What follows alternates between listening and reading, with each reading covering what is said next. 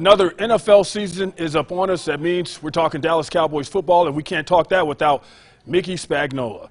Mickey, Cowboys starting out just like they did last year, coming out with the Tampa Bay Buccaneers. How do you see this one? Right out the gate, how do you see this? Well, I think it's going to be a pretty good test of where both teams are this year. There's a lot of changes on each team's offense, both on the offensive line, and it looks like at the wide receiver position too. So big question mark there. So it may come down to which team's defense steps up and plays the best. I think the Cowboys' defense has improved. They've got more depth than I think they've had in quite some time. And we know how well Tampa Bay played defensively last year, although the Cowboys did score 29 points on them in that season opener. And they basically have the same defense back. So I think this is going to come down to whichever team's defense plays the best. And speaking of defense, Dallas might have a little bit of an advantage. You know, Tampa Bay doesn't have the exact same offensive line that they had last year. And Tom Brady's been having some trouble at home.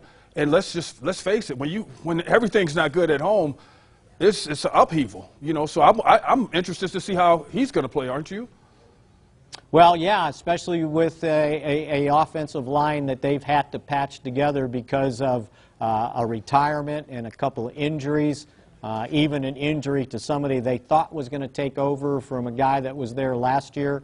They're kind of in the same boat on the offensive line as the Cowboys are, with having to start Tyler Smith at left tackle for Tyron Smith, Connor McGovern at left guard.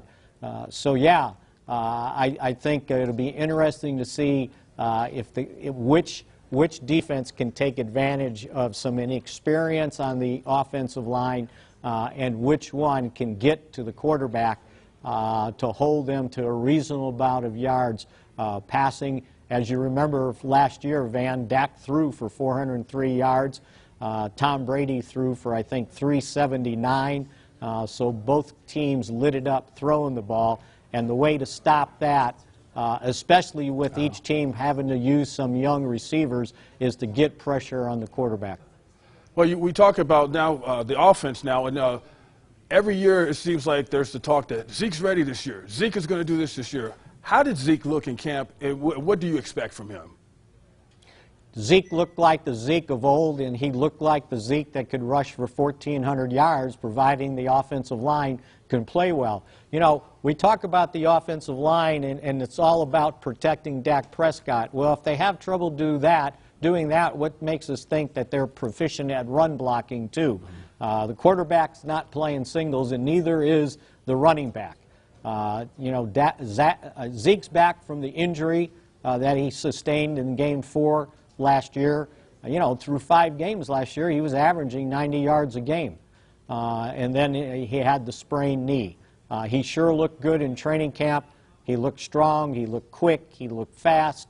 And I'm anxious to see what he looks like out there, given the ability to hit some holes if there are some holes. And Dak Prescott, the pressure's always on him, and he just seems to respond every year, no matter how much pressure is on him. What do you think another year has done for him, and how do you think how sharp he'll be? Well, he's been pretty sharp in training camp, you know, you hope the quarterbacks improve year by year. The benefit he has this year is he had a full off season. He wasn't rehabbing, trying to come back from the surgery he had in 2020. Right. So more reps, stronger, probably in better shape since he was able to go through the entire off-season program. Now, can you protect him, and can these young receivers, besides CeeDee Lamb, get open and help him out? And special teams-wise, who has the advantage, Tampa or the Cowboys? Well, Tampa's got a kicker that they're used to having, Suck-Up.